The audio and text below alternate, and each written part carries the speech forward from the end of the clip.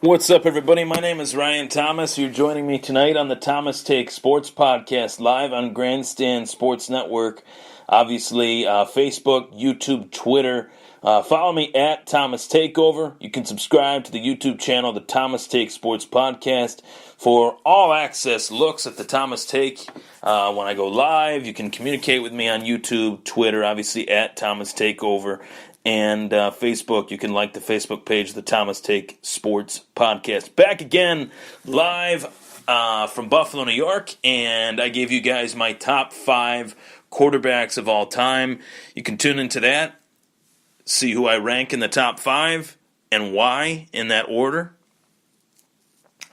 And I'm going to actually do my 6 to 10 once I have the time for it. I want to talk about the Super Bowl.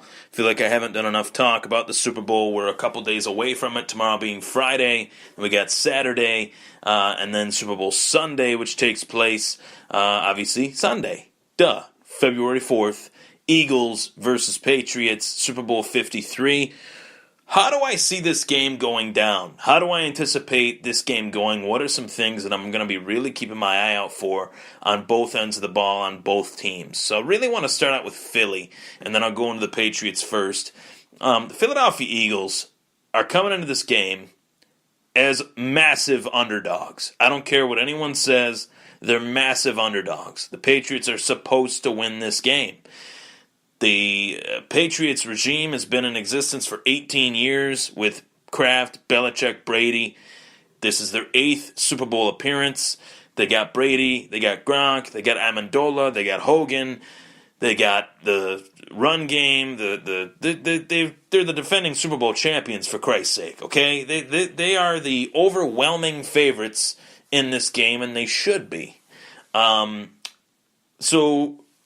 For Philly, looking at that, this is their first dance to the rodeo since their first appearance at the rodeo since the last time they played the Patriots in 2004, and they're a much, much different team than what they were, and that just goes to show you the dominance of the Patriots. The Patriots are relatively the same coach, same quarterback. The Eagles are led by Doug Peterson, who has done a fantastic job, who has not gotten enough credit, in my personal opinion. You got Frank Reich as the offensive coordinator, former Buffalo Bill. And you got Jim Schwartz as the former defensive coordinator, former Buffalo Bills defensive coordinator. And you got the Shane Falco of the Philadelphia Eagles, Nick Foles, who put on a performance that is not getting enough credit. I'll be the first to say, I think that this guy deserves a hell of a lot more credit for the season that he has had for the Philadelphia Eagles. We felt like, the football fans, we felt like Case Keenum deserved a lot of credit, when really we were putting the credit on the wrong man. The credit that Case Keenum was getting should have always gone to Nick Foles.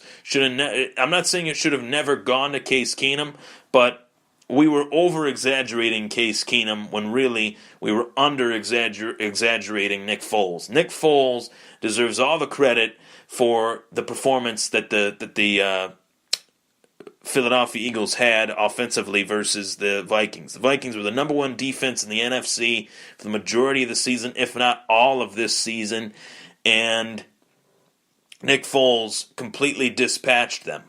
Now, the Philadelphia Eagles defense, one of the best run defenses all season long, were really forcing Minnesota to play a one-dimensional game early on from the get-go. Playing one-dimensional allowed Philly offensively to get more opportunities than they're accustomed to, but Nick Foles made the most of those opportunities. He was putting the ball wherever he wanted to put it. He's had maybe 17, 18 incompletions in this playoff run. He has 5 touchdowns and, count them, 0 interceptions. 0 interceptions this postseason. Nick Foles has been fantastic. So given that, you look at his career wins-loss record, he's way over 500. Given that he's not supposed to win this game, it might actually create a circumstance in which the Eagles just go out and play with no pressure, no frills, no emotion really, because they're not supposed to win, and they might feel more obligated to think outside the box and do some different things offensively and defensively that the Patriots might not be willing to do because they have a lot on the line. They're the defending champs. Tom Brady's going after his sixth championship. There's a lot on the line here. And the Patriots have been to 2 separate Super Bowls and have lost 2 Super Bowls to the Giants. Will the NFC East be, a problem for them again? One analyst looked at the Philadelphia Eagles and compared them to the 1990 New York Giants. The fact that they have a strong defensive front, a journeyman backup starting the game, and a bunch of all these crazy coincidences. I'd have to find the video and play it on the podcast, but it really baffled me how similar these two teams are. The fact that their defense stops the run. They're a time of possession team. They have a battering ram of a running game with Jay Ajayi and LeGarrette Blount. The Giants were the same way. They had the front 7 with Lawrence Taylor, obviously leading that defense. You had Otis Anderson in that Super Bowl really running wild against the Bills. You had a lot of things that the Giants somewhat played small ball. And Philadelphia can do the same thing very well, keep Tom Brady off the field, and force the Patriots to play catch-up. And that is something that they've mastered, that they've done very well, but forcing a team to play catch-up, if you have a significant lead, more oftentimes it works, but last year it did not. The recipe for victory for Atlanta was there. They just continued to throw the ball, whereas Philly has the running backs to continue to run the ball. Whether the Patriots anticipate it or not, running the ball is what wears the clock down. Passing the ball is not what wears the clock down. If you're dropping the ball, if there's incomplete passes, if you're getting to the sideline when you shouldn't be, that's what gives Tom Brady more opportunities to get back out on the field and pick you apart. So do the Eagles have the intangibles to win this game? 100%. I think going into the game, you look at the betting lines and things of that nature, the Patriots should win this game. They should be the favorites. But Philly is more than willing to dance with them. And that is a true fact of this game. This wide 9 Jim Schwartz defense can very well pressure and hit Tom Brady early and often on Super Bowl Sunday this Sunday. Now we go to the Patriots. What do they need to do to stop the Eagles? I'm going to talk about what the Patriots need to do defensively to stop the Philadelphia Eagles. Now, defensively, they were able to shut down Leonard Fournette for the most part in the AFC Championship game.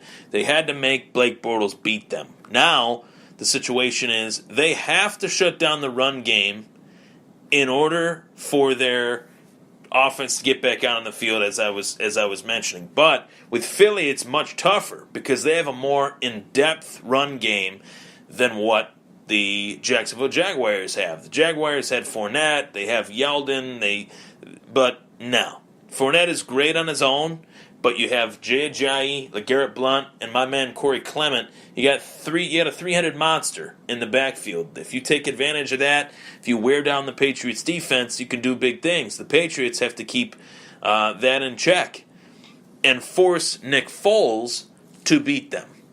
And the reason why Minnesota was unable to do that, they were unable to stop Nick Foles, is due to the fact that they were continuously putting their defense back out on the field. Their offense couldn't get anything going. So the real key matchup in the game is most obvious to everyone is the Patriots offense versus the Philadelphia Eagles defense. Philly's defense was astoundingly great in the game versus the Atlanta Falcons. Atlanta had 2 red zone drives. They got 3 points out of 2 of them. As the game wore on, they won 15-10. But that defense in Philly was unreal. They were fantastic. That game really opened my eyes and made me believe that the Philadelphia Eagles were really for real.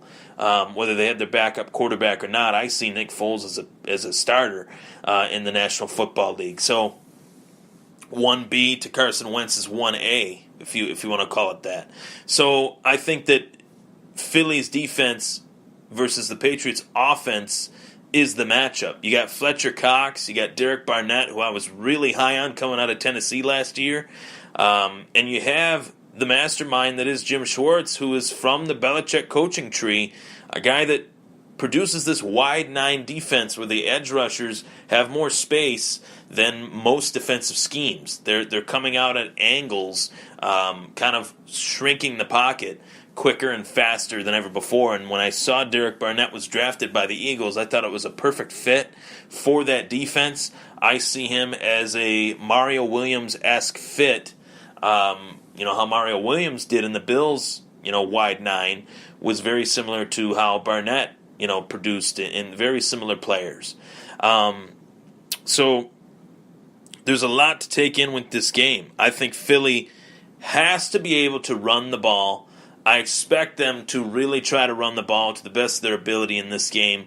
Try to limit the mistakes, because when Nick Foles isn't turning the ball over, they're winning the game. Nick Foles is what Bills fans think Tyrod Taylor was, where Tyrod Taylor was just ball managing, not game managing. Nick Foles can actually make plays. Nick Foles can actually win you a football game. Case in point, Nick Foles can put the pedal to the metal and rev the engine right down your throat, like he did versus the Vikings. He made some clutch, deep ball throws. That's another thing. The Eagles are very well versed vertically. They can stretch the field with Alshon Jeffrey, with Torrey Smith, with my man Zach Ertz. Zach Ertz is probably the unsung hero of this offense this year, with Wentz or Foles, regardless of the quarterback. He's been fantastic this year. Believe it or not, the Eagles and the Patriots are very similar in how their offenses are ran, how they use their running backs, 3 deep, and how they use their tight end in big plays. Very, very interesting game. I think this is going to be a close one. Ultimately, I do have the Patriots winning it 24-20, but I do believe that the Patriots will have to come behind to do so. I'm Ryan Thomas. That was the Thomas Take. Super Bowl 53 coming up. Take care.